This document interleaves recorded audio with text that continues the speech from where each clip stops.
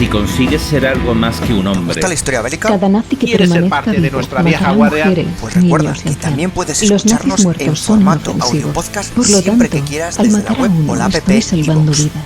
Es gratis Si te y ahí entregas tenemos a un alojados ideal. más de 1000 Mis pesares episodios son por que la se gente a la publican que no por lo puedes menos hablar. una semana antes Infantes de de aquí. marina, Puedes soldados, acceder a amigos. través del enlace en la No soy descripción del ingenuo y no idealizo la primer guerra. comentario fijado. Los peores momentos de mi vida han llegado siendo Te así. esperamos. Pero puedo estar delante de Dios con la conciencia limpia de haber hecho mi trabajo. Si nadie puede detenerte, No tuve tiempo de esconderme detrás de un árbol. Cada vez que veía un alemán, lo bajaba. Simplemente no podía fallar al disparar a la cabeza o al cuerpo de un alemán. Y no fallé. te conviertes en algo muy diferente, en una leyenda. Estos son Soldados de Leyenda, un spin-off de Casus Belli Podcast. Muy buenas amigos y amigas de la factoría Casus Belli.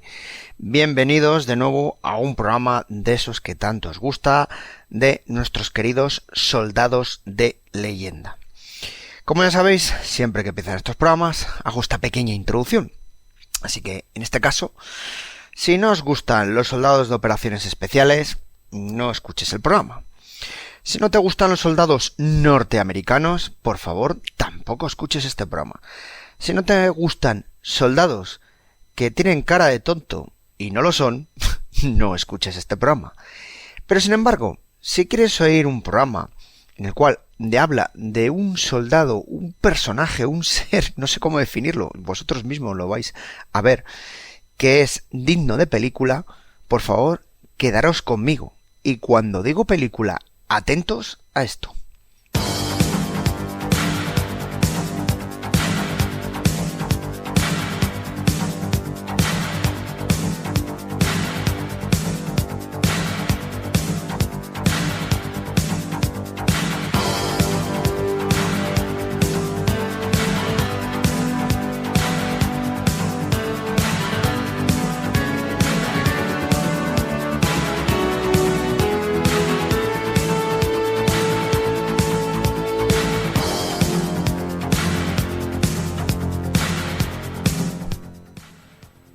Sí, eso que estáis oyendo, ya sabéis a qué viene, es la Delta Force.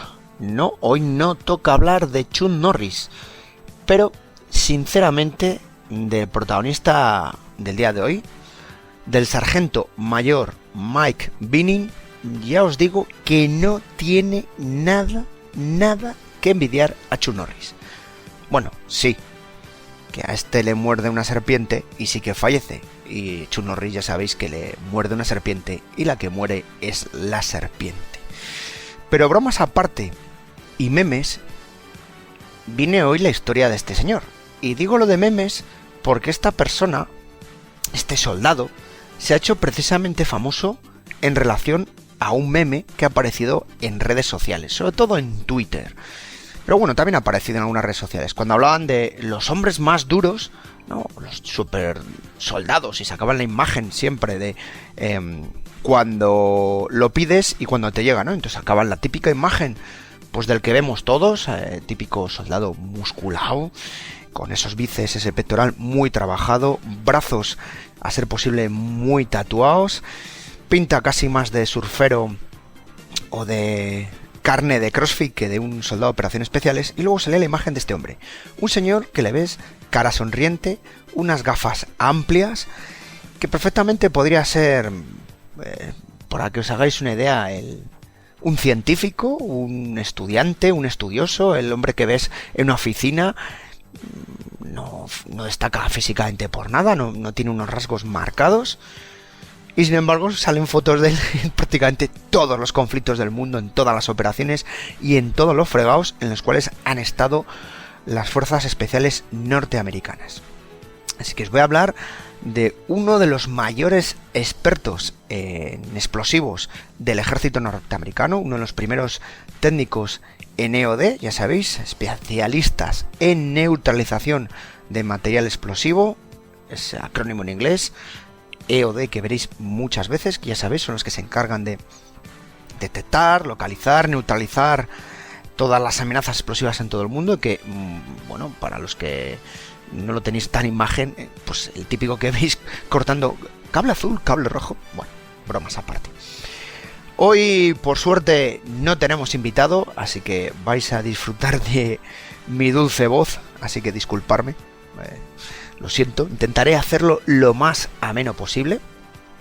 Insisto, os voy a hablar de este señor, del señor Mike Binning, que, bueno, es un sargento ya retirado, uno de los primeros técnicos EODs o operativos al respecto en el ejército norteamericano y en las fuerzas especiales, y uno de las primeras promociones del primer destacamento de operaciones especiales conocidos como Delta, la Delta Force que tanto tenéis en la imagen todos, y bueno, ya con el tiempo ha ido cambiando a diversos nombres, pero bueno, sí señor, aquí tenemos a uno de los operativos más potentes, más famosos y más peligrosos que ha existido en el ejército norteamericano. E insisto, buscar fotos de este señor en internet, porque según os voy contando su historia, por favor, os invito a que tengáis alguna imagen de este hombre.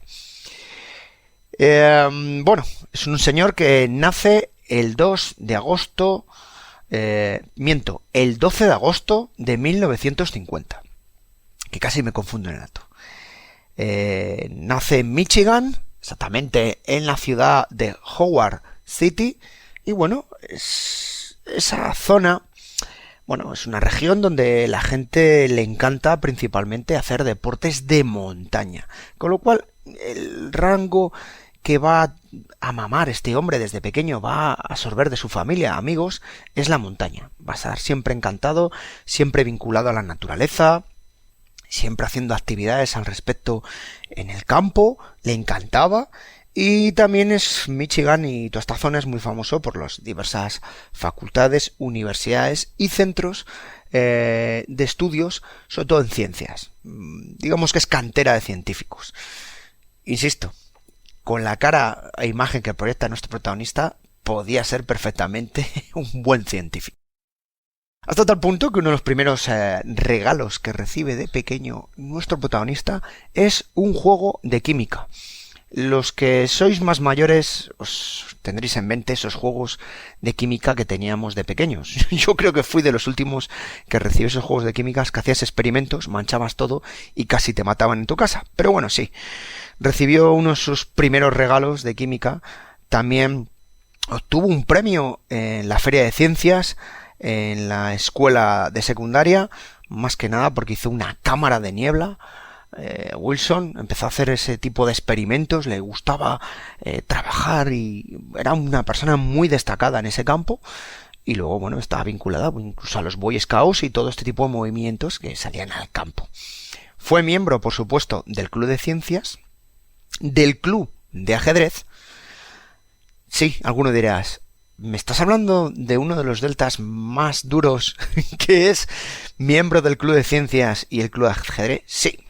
Y también estuvo participando en atletismo y fue miembro del Club de Lucha Libre. Ya sabéis que en Estados Unidos tiene mucha cultura por la lucha libre, la lucha grecorromana, y como habréis visto muchas veces en la televisión, estos documentales, estos reportajes o las películas, vemos siempre a estos jóvenes haciendo lucha libre. Así que más lejos de que este hombre acabe siendo un operativo militar, imposible. Es más, yo estoy viendo, y disculparme esta pequeña broma, a un pequeño Antonio Gómez descaradamente aquí. ¿Qué cambió su vida? Bueno, pues el propio Binning reconoce que viendo una película que la temática era la Segunda Guerra Mundial, en la cual un operativo británico desarma una bomba alemana que había caído en Londres en una cámara. Entonces ve como este hombre con una serie de herramientas empieza a moverlo, y Binning se quedó con la copla que decimos aquí, se quedó un poco sorprendido de, ostras, esto, ¿cuánto tiempo? ¿Cómo gestionas el estrés? ¿Cómo puedes saber hasta qué punto trabajar con esos explosivos, la carga? Y le empezó a dar vueltas desde un punto de vista, un análisis casi científico de esa imagen que estaba viendo, de esas escenas. O sea, prácticamente, bueno, le llamó muchísimo la atención. hasta tal punto que esta escena cambió prácticamente su vida. Y es que con 17 años, justo después de la ofensiva del Tet en la guerra del Vietnam, que ya sabéis que cambiaría mucho esta guerra, se presentó en una oficina de reclutamiento del ejército norteamericano, del US Army, y dentro de las opciones que le plantearon, ya sabéis, oficinas de reclutamiento, amigo, infantería, caballería, ven a los marines. Bueno, en este caso, como era del ejército, pues lo tenía más complicado, tenía que ser algo más cercano. Fue directamente a todas estas cosas que le planteaban a buscar algo que le había llamado la atención y ese gusanillo que le había picado con esa película. Y se presentó a buscar la opción más posible o más cercana para entrar dentro de las escuelas de desactivación de explosivos, esas escuelas de EOD o EOR, de Explosive Organ Reconnaissance. Bueno, traducido al castellano, los que se encargan de neutralizar los explosivos, ¿no? Así que él estaba buscando eso. Entonces, bueno, consiguen, porque es algo que no tiene mucho voluntario. Estamos hablando, yo no sé vosotros, amigos, pero meterse dentro de un traje, como ahora vemos en muchas en el telediario, en muchas imágenes, como van equipados con estos equipos, o por suerte con robots autónomos, pero en aquella época aquello era aún más peligroso. Así que, por supuesto, fue aceptado y mandaron a nuestro amigo, al señor Binning, no le mandaron a Fort Knox, a Kentucky. Ahí estaba, bueno, ahí hacen un campamento, una escuela básica, donde dan una formación inicial, ya sabéis, un CIMOP, iba a decirlo casi en castellano, en español, no, un punto de formación básica, bueno, para que tengan conocimiento de las ordenanzas, disciplina y demás. En cuanto pasa esa primera criba inicial, porque yo os digo que este hombre había hecho deporte y bueno, físicamente se defendía bien, no era un enclenque, consigue que le manden a Alabama, al arsenal de Reston, que es donde estaba, por así decirlo, la escuela de municiones.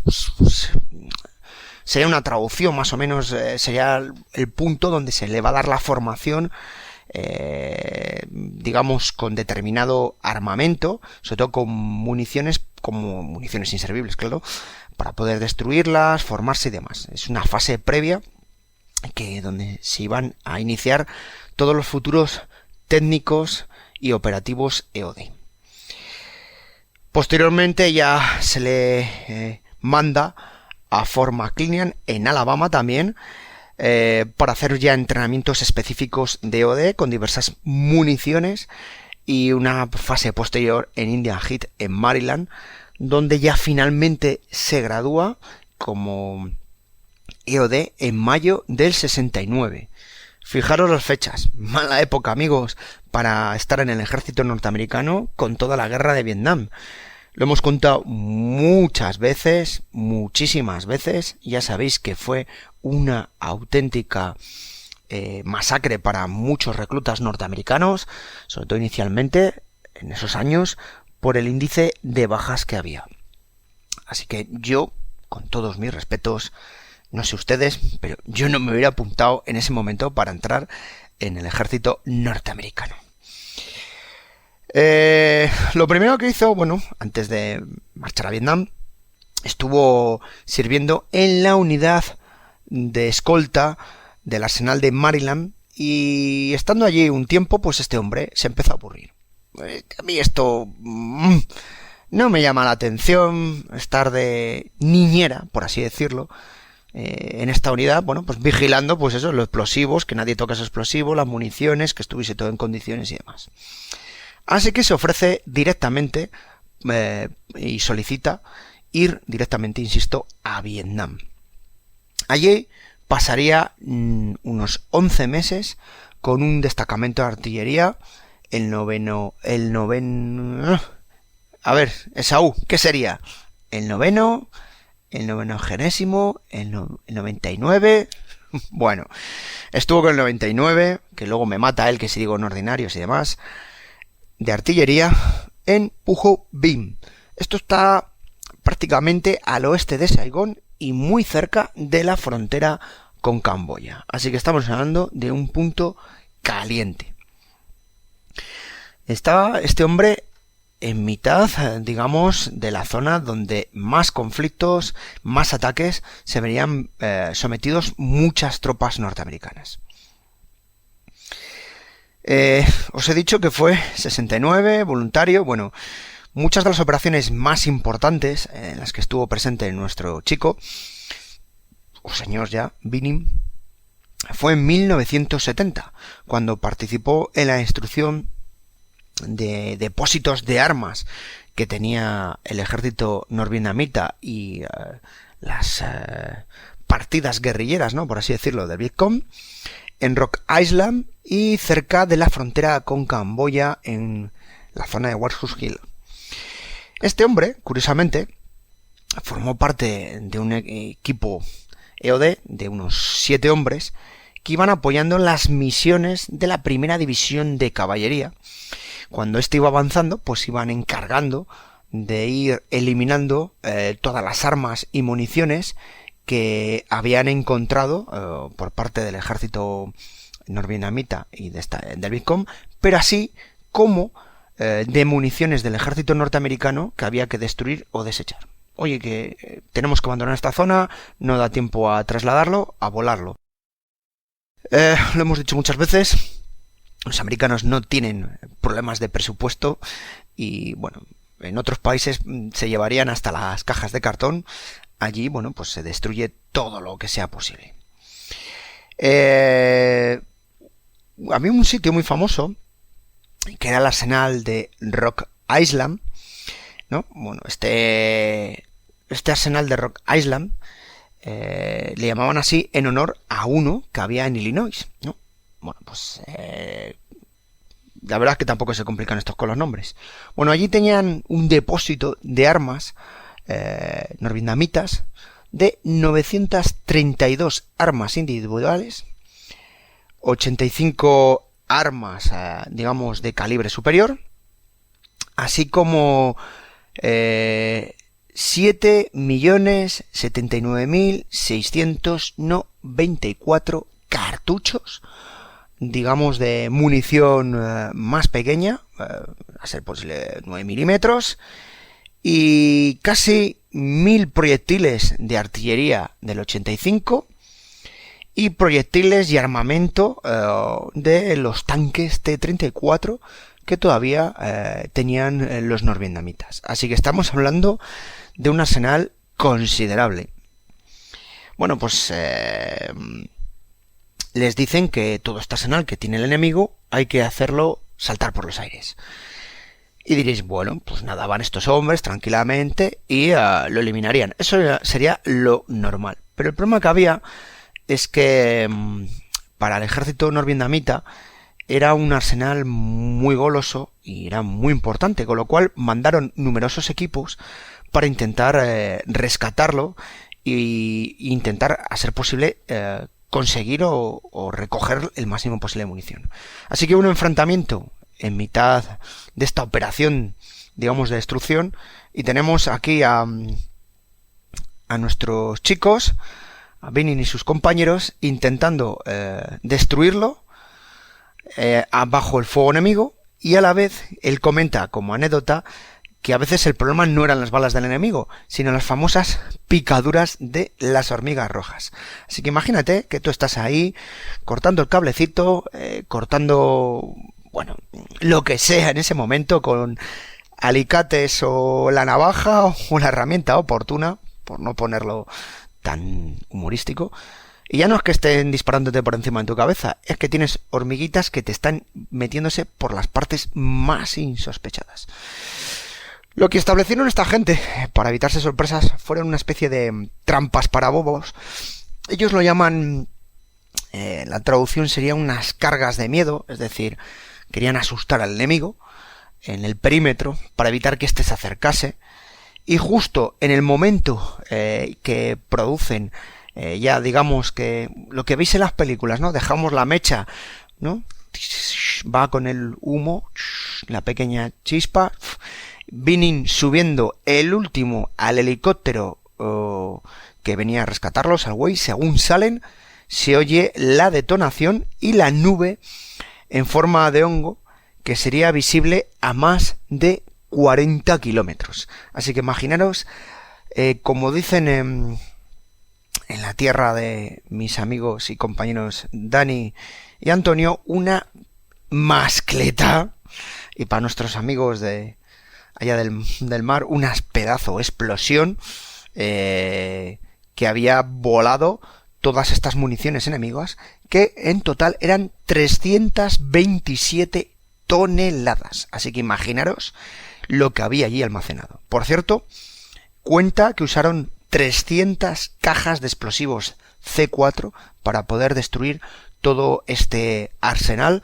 enemigo, y también cuenta Binning que según salían del helicóptero, pues alguna bala impactó en los helicópteros en los cuales se evacuaban a estos hombres, que fueron de los últimos en subirse. Bueno, se subieron antes que parte de la gente que estaba escoltando de la Primera División. Así que imaginaros un poco ya la actitud de nuestro protagonista. Un tipo duro con sangre fría.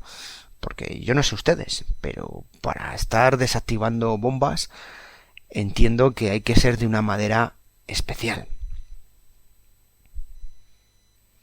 Así que imaginaros a nuestro amigo, insisto, volando en los Waze, abandonando la zona, marchando hacia Camboya y huyendo de allí, bueno, hacia la frontera de allí, y por supuesto en un Waze. ¿Y qué huiría este hombre? Destruir cientos de proyectiles y almacenes enemigos que había en los túneles, así como usaron numerosas trampas para hacer salir, insisto, a los norvietnamitas, de las mismas, junto, insisto, yendo con infantes que iban limpiando estos túneles. Bueno, pues después de su estancia de 11 meses en Vietnam, de esas vacaciones pagadas por el ejército norteamericano en las mejores playas de Asia, y conocer la orografía y hacer un poco de espeleología, regresa a Estados Unidos y regresa a Michigan, a su tierra, ¿no? Deja el ejército y ingresa en la vida civil. Bueno, pues este hombre, ya os digo, vuelve a la vida civil y diréis, pues ¿dónde va a acabar trabajando, no? Con su experiencia, lo suyo es que estuviese en un sitio, no sé, en un departamento de policía, tal. Bueno, pues la realidad es muy triste, y es que acaba trabajando para la Ford, para la fábrica de Ford, montando carrocerías de los automóviles y trabajando con diversa maquinaria al respecto. Pero vamos, él estaba lo que conocemos nosotros en carrocerías, ¿no? Si alguno de vosotros, que sé que más de un oyente, trabajáis en fábricas de automóviles, un saludo para los que trabajan en la Ford, la Renault, Citroën, Opel y demás empresas en España o en el resto del mundo. Pues tenemos a este hombre, imaginaros que después de donde ha estado, simplemente en una carrocería, montando una carrocería y trabajando con las prensas. Por cierto, cuentan que se convirtió en uno de los responsables de la prensa más grande que había en la fábrica de Ford allí en Michigan, una prensa de 500 toneladas. Era el operario, el principal operario de esa máquina, con lo cual era un técnico ya, que era un especialista al respecto con esa maquinaria. Y bueno, ya sabéis, queridos amigos, que bueno, esa especialidad se paga, con lo cual era una persona que, digamos que dentro de la empresa no estaba mal pagado. El problema que hay es que, a ver, ¿cómo os lo digo? Cuando te gusta la acción y la diversión, y esto diversión lo digo yo, pues le pasaba lo que a muchos, y no se veía dentro de 20-30 años, pues un hombre jubilado apretando un botón, una maquinita, ya sea en esa prensa que os he dicho o otras máquinas específicas que hubiese en la Ford. Le seguía atrayendo la acción. Así que en octubre del 73 se encontró a su reclutador del ejército, con el que ya había entrado anteriormente, y bueno, coincidió en la calle, y bueno, pues le volvió a hablar de las bondades del ejército, cómo que había cambiado la cosa, y no se lo pensó dos veces, y le solicitó de nuevo, Binning, poder volver al ejército. Claro, le dijo que claro, oye, mira, con la experiencia que tienes en el tema de explosivos, desde luego lo mejor es volver a meterte o buscarte un puesto como EOD. Y finalmente se le asigna otro destacamento de artillería, en este caso en Missouri, en Fort Leonard Wood. Allí le mandan, para que se dedique a formarse otra vez de nuevo. Ya sabéis que hay que hacer un reciclado con nueva formación e información. Se va cambiando. Y estando allí, tiene la suerte de prestar servicios de apoyo al servicio secreto de los Estados Unidos. Así que a los hombres de negro de traje, ¿no?, que muchos conocéis, pues se encarga de formarles y de estar, pues esos cursos que daba el ejército a diversas entidades o instituciones del ejército norteamericano. Casualmente, estando allí, dando principalmente mucha formación, su responsable, que era el sargento Kenneth Ray Foster, disculparme, no era el sargento, era el mayor, ¿vale? Pues este hombre, por desgracia, fallece tras un incidente en una planta de Illinois en el año 76, con un explosivo que había allí.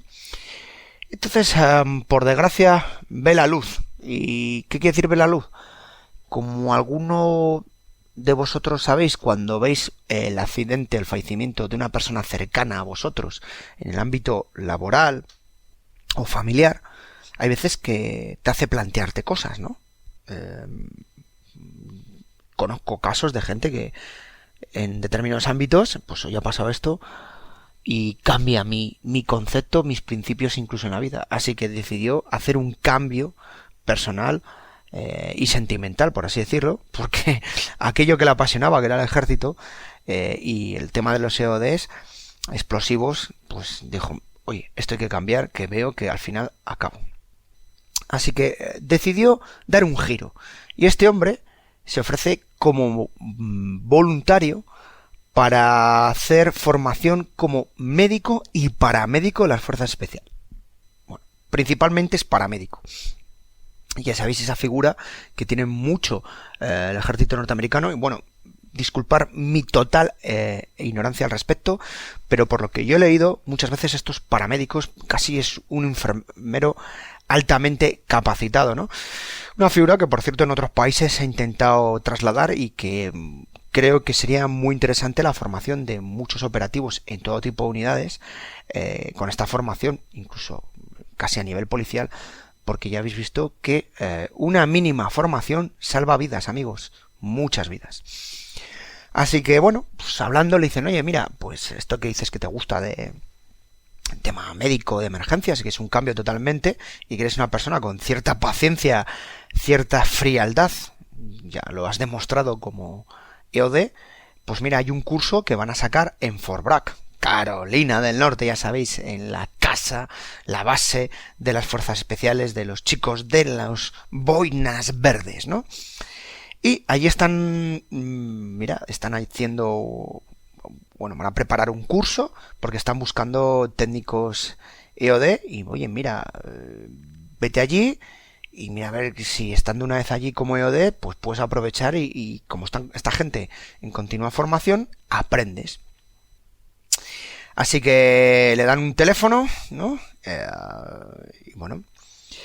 Un teléfono mágico. Imaginaos una tarjeta con un teléfono, nada más. Llaman a ese número y le dicen, bien, tiene usted una cita aquí en Fort Bragg. Así que se presenta en Fort Bragg como técnico EOD y tiene una entrevista profesional. ¿Y quién estaba enfrente de él en la mesa? Un señor, un mando y una leyenda que será, os digo ya, os adelanto, un próximo soldado de leyenda, que era el coronel Charlie Beckwin, el fundador de las fuerzas especiales, el fundador de los chicos de la Delta.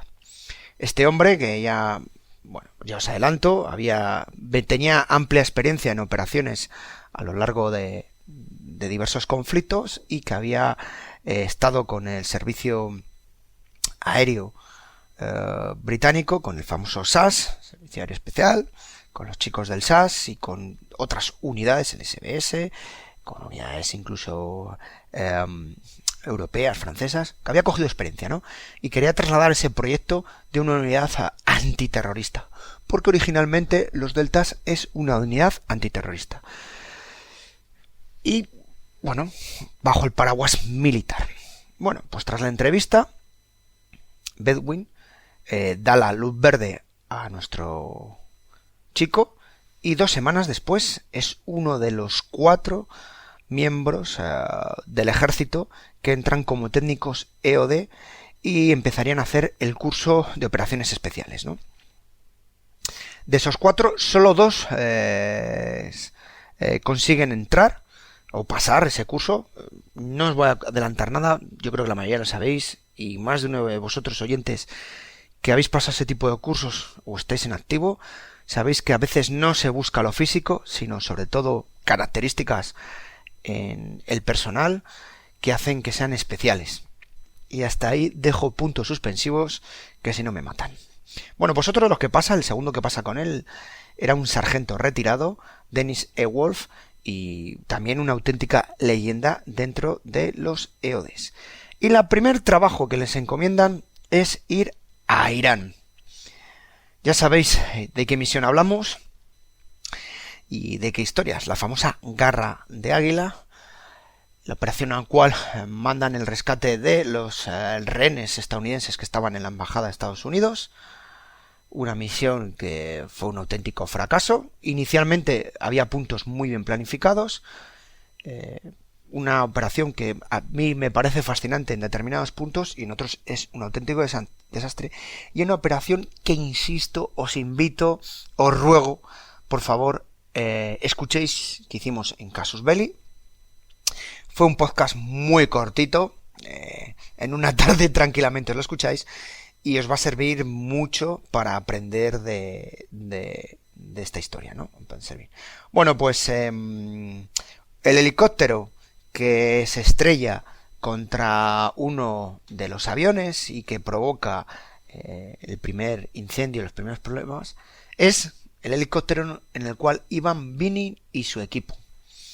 Ya sabéis, el rotor del helicóptero que cortó parte de una zona del avión, justo donde iba el combustible, se produce una gran bola de fuego y como consecuencia de la explosión, Bining y los demás salen, digamos, disparados, es decir, expulsados del helicóptero y logran llegar o caer al suelo, por suerte no con grandes heridas, y empiezan a intentar recuperar a los compañeros, ayudar a los compañeros, así como consiguen desplazarse y escapar de allí en otro avión que tenía el tren de aterrizaje estropeado, o sea que, y por cierto, avión que tenía tocado el depósito de combustible, así que bueno, en fin, una aventura y desventuras, pero ¿quién podía estar en el medio de este lío? Sí, nuestro amigo Bining, en mitad de todas estas, y supo salir. No os cuento más, porque esto ya os digo que es carne de ese podcast, insisto.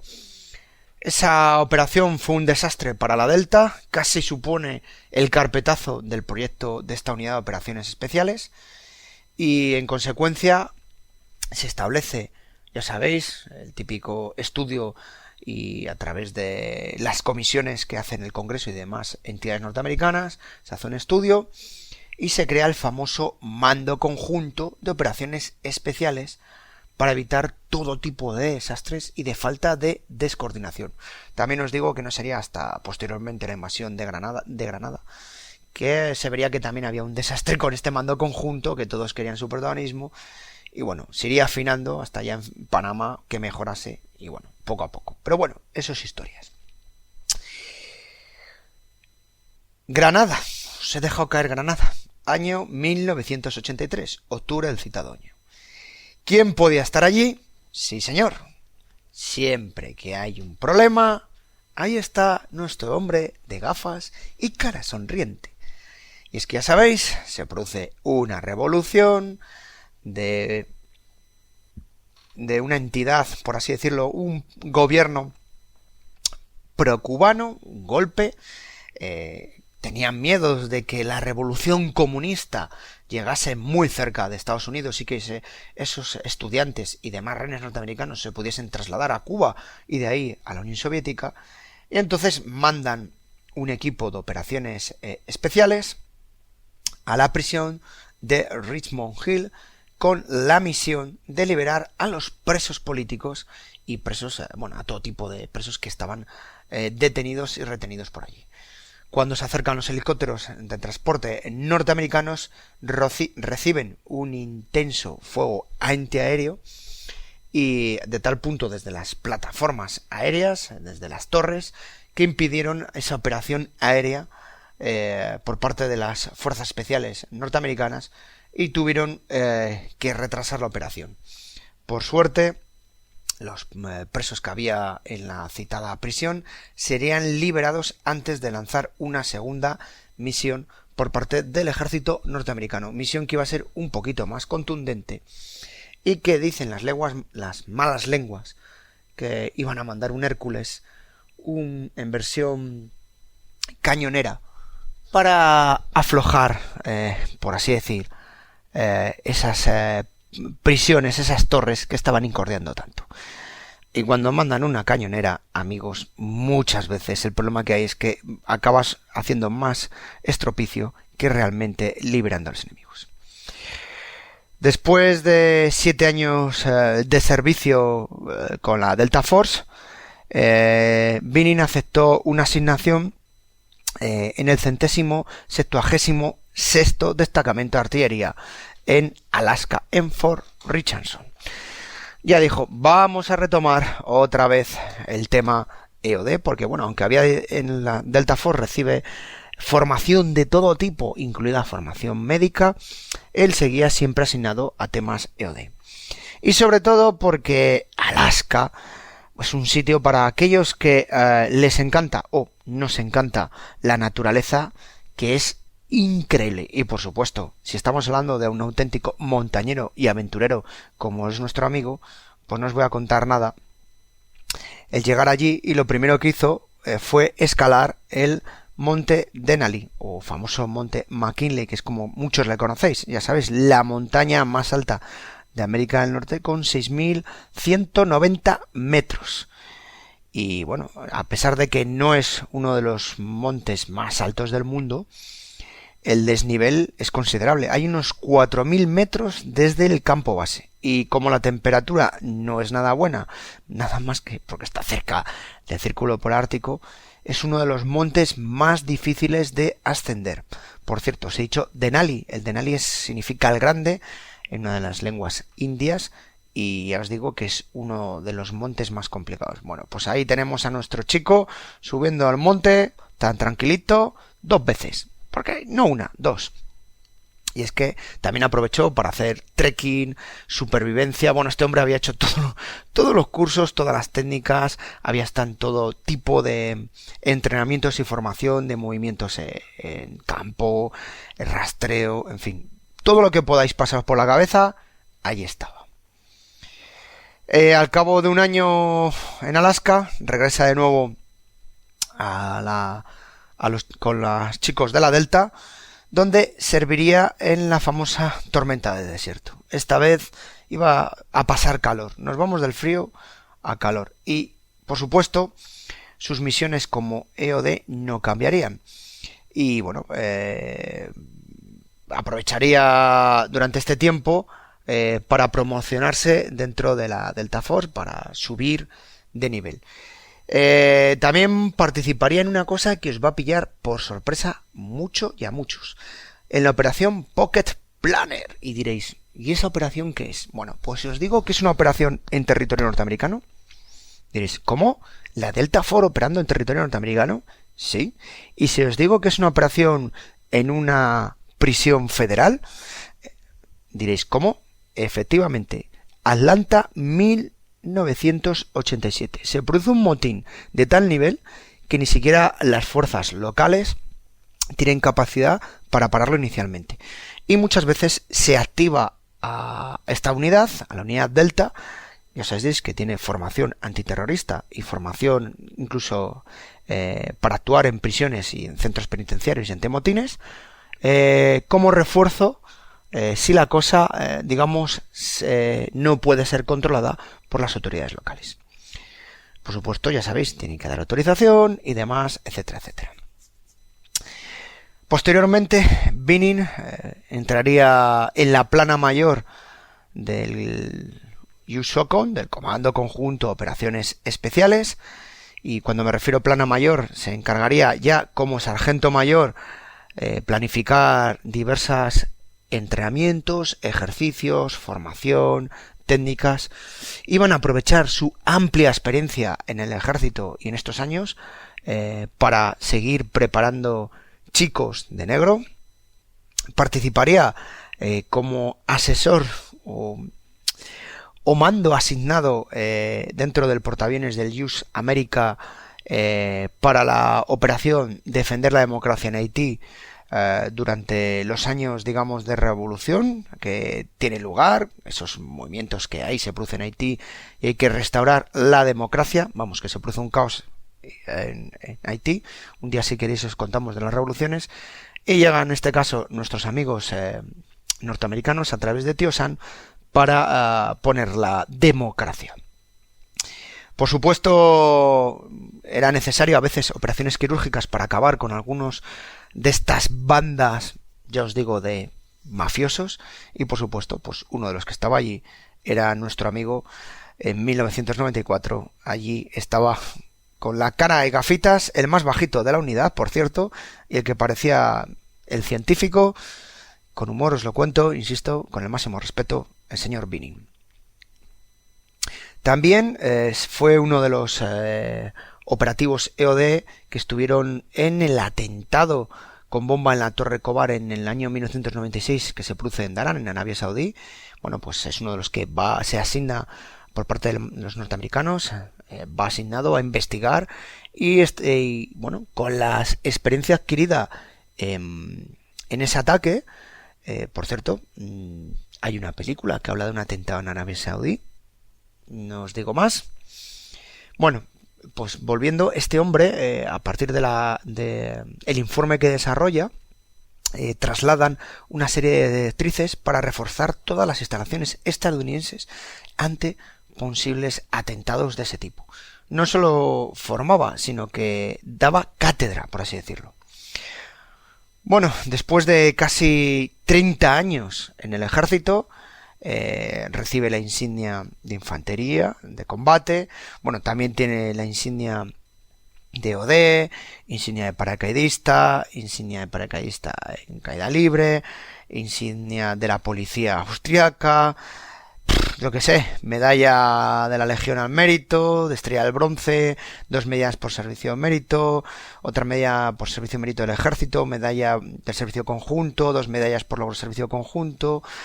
Y entre todo esto aprovechó y se sacó la licenciatura en Sociología por la Universidad del Estado en Nueva York. También os digo que muchas veces en Estados Unidos la gente, cuando económicamente tiene problemas, aprovechan su formación en el ejército para que les pague los estudios. Posteriormente consiguió establecerse en la 28ª Compañía de Artillería, en este caso era aerotransportada. Bueno, pues allí estaba asignado en una unidad que estaba vinculada a las unidades de operaciones especiales, en este caso a los Rangers, es la que daba ese apoyo. Una unidad con capacidad de transporte por todo el mundo, es decir, te podían mover en cualquier momento, y así como se encargó también de la formación de 2 pelotones aerotransportados de esta compañía, que eran el 70.22º y el 70.67º, ¿vale? Que en este caso este último estaba vinculado a los chicos de la 82, a los Paracas. Estamos hablando de unidades de las que sabéis que el ejército norteamericano tenía preparado para ser desplazados en cualquier momento ante cualquier conflicto en casi 24 horas. Por cierto, estas unidades, ¿dónde tenían sede? Pues sí, en Fort Bragg, en Carolina del Norte. y posteriormente sería asignado al 20º Comando de Explosivos Químicos, Biológicos, Radiológicos y Nucleares. Cuando veáis el acrónimo CBRNE, ¿vale? Esta gente son los que se encargan de todos estos riesgos. Es una unidad que se creó en esa época. Más que crearse, digamos, se reforzó. Y bueno, pues este hombre estaría dando formación al ejército norteamericano en ese tema, su formación de explosivos ante posibles riesgos. Y bueno, pues esos años ya prácticamente se dedicaba a formación, hasta tal punto que visitaría 19 bases en 16 estados diferentes, dando formación de este ámbito a todas las unidades para que pudiesen enfrentarse ante cualquier riesgo. Por supuesto, también dio formación a instituciones estatales, Sheriff, FBI, diversas unidades del SWAT, servicio secreto, bueno, todo lo que se os pueda ocurrir, bueno, prácticamente estaba ahí. Y es que Binning él mismo reconoce que los EOD del ejército se considera un apoyo al servicio de combate. Pero, claro, ese apoyo al combate realmente se refería a apoyo a las fuerzas especiales y aerotransportadas, que eran los que estaban de punta en lanza en todos los conflictos. Se trabajaba mucho la tutorización por parte de los EODs de todo tipo de unidades, es decir, se formaba incluso una formación básica para que soldados que, bueno, no se llegasen a formar como EODs, pero tuviesen unos conocimientos básicos. A ver, una de las cosas que hay que tener en cuenta es que los equipos EODs cubren amplias áreas operativos y, bueno, son bastante austeros y espartanos. Olvidaros casi de la imagen que tenemos de operaciones especiales. Bueno, pues esta gente es aún más espartana dentro de esta gente. También Binning empezó a preocuparse por el tema, como había estudiado sociología, empezó a preocuparse por ese trastorno de estrés traumático que sufrían muchos compañeros. Y cuando me refiero a compañeros, compañeros de EOD. Gente que, bueno, cuando había sufrido de diversos conflictos, pues ya sabéis lo que arrastraban. Y bueno, él estaba muy preocupado porque cuenta que vio a compañeros con bastantes lesiones graves, incluso suicidios o acabar con muertes derivadas por este tipo de trabajo. El trabajo de EOD es un trabajo muy duro, sangre muy fría y, bueno, muy peligroso. Incluso él a día de hoy reconoce en entrevistas, bueno, que es parte de la que he sacado para preparar este podcast, que es uno de los trabajos más peligrosos que existe dentro del ejército, ¿no? Incluso él anima a todos aquellos soldados o miembros, digamos, de la familia de los EOD o militares en general, que cualquier cosa él está abierto para que contacten con él y demás. En el año 99 se retira oficialmente del ejército y se casó con su esposa Donna Ikenberry, esta señora que es fotógrafa profesional del campo, de la vida silvestre, guía de senderismo, ha escrito libros al respecto, fotoperiodista, bueno, pues como anillo al dedo. Yo creo que este hombre encontró una señora, vamos, perfecta para él, una señora, vamos, como anillo al dedo, porque era tan inquieta y le encantaba la naturaleza como él. Por cierto, es muy curioso que se casan en el monte Mauna Kea, que es la montaña más alta de Hawái. No se van a casar en Las Vegas, ¿no? ¿Dónde vamos a casarnos? A un sitio de montañeros. Bueno, vive en Colorado actualmente. Sigue siendo un fanático de la espeleología, el esquí, la escalada, el montañismo, rappel, aquello que tenga acción. Está muy vinculado a diversas comunidades de veteranos del ejército norteamericano, ya sea de las fuerzas especiales o incluso del cuerpo de artillería, porque está en el famoso salón de la fama del cuerpo de artillería del ejército de Estados Unidos. Tiene una curiosidad, una anécdota, porque bueno, es porque que viene la historia de este soldado de leyenda, porque surge. Y es que uno de sus nietos se presentó en casa de él y le trajo una carta de Pokémon, estas cartas de Pokémon que tienen los niños, donde tienen los Pokémon con los poderes y demás, que la había sacado de internet, ¿no? Pues en la carta de Pokémon que hablaba como el soldado más peligroso del mundo, y salía con la cara, ya os digo, con la imagen de este hombre, ya os le digo, con esas gafas y esa sonrisa, como el hombre más bueno y a la vez el más peligroso que había